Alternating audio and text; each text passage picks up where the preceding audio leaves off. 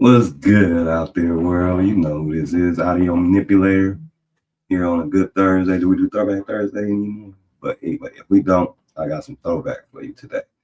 This is Thursday History with Black History in Music. Today I represent a couple of people that is pioneers out here in this world, and especially close to my heart in the music business. You know what I mean? Um, so what we're gonna bring is a couple of historical things for today. On this day, February 12th, but not this year. So we're gonna get that straight. You're gonna hear the years a little bit far. So if you hear me rumbling about the years, it's just like I'm like, God damn, that's all. Listen, that's why it's history, baby. But we're gonna make history remain. So we ain't gonna erase the history. We're gonna revive it a little more, especially in this music business, because these are people that inspired me and that keeps me going in this music business. So I hope it inspired you like it inspired me. Let's get right to it.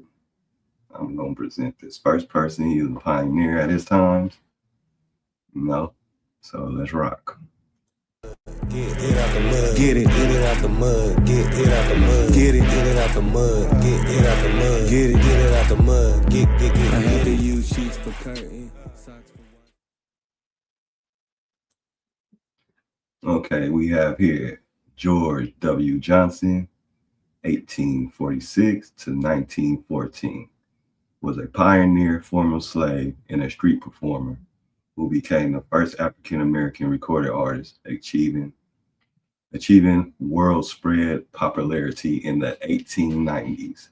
He was a trailblazer vocalist and a whistler, recording hits like The Whistling Coon and The Laughing Song, and helping to establish the early commercial recording industry.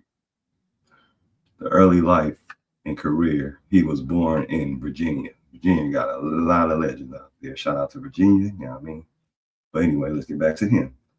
Johnson was a former slave who later moved to New York City in the 1870s, where he worked as a street performer known for his whistling. His legacy as a pioneer, he provided the way for Black artists in the music industry history. His future in a book, Lost Sounds, Black in the Birth of the Recording Industry. That was like in 1890 to 1919, very beautiful. Yeah, I mean, that was a little great thing. Yeah.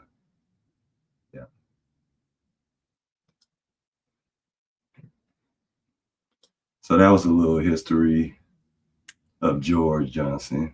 So I might have to go check out that book. Like I said, he had a book called Lost Sounds and the Birth of the Recording Industry. So hopefully, y'all, whoever like reading, pick up a book, go read it. Or if you don't like reading, they do got things that read to you, like I'm about to have for you in a minute.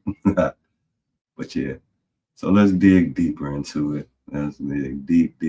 Let's take another dive. So what I'm going to present is the next pioneers. Like I said, people that I look up to and look up to pretty much. Let's get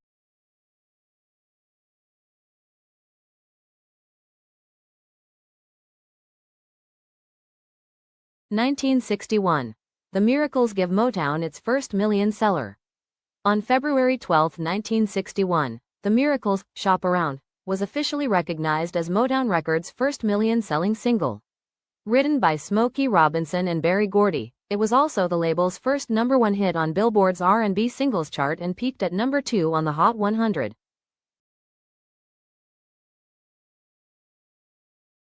(1972) Al Green tops the charts. Al Green's Let's Stay Together hit #1 on the Billboard Hot 100, where it remained for 1 week, while dominating the R&B chart for 9 weeks.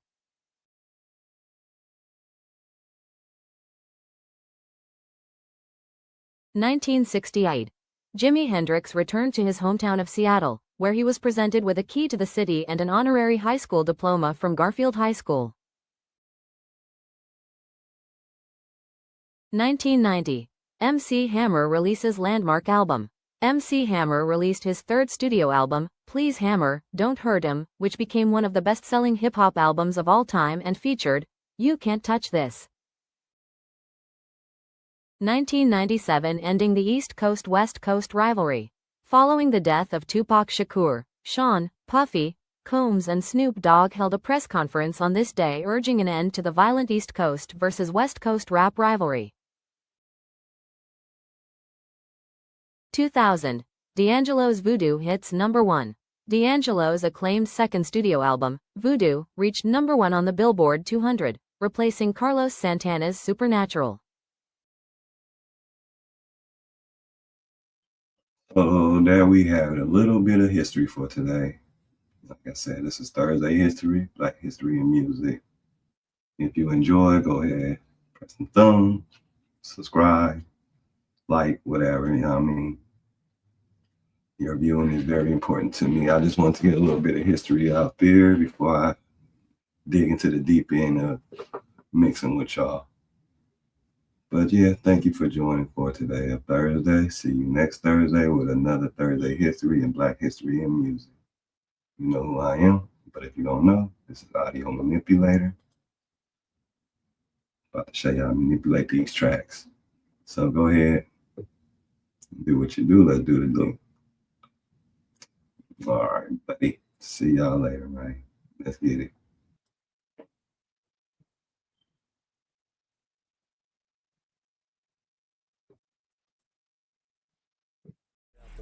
Get it out the mud, get it out the mud, get it out the mud, get it out the mud, get it out the mud, get it out the mud, get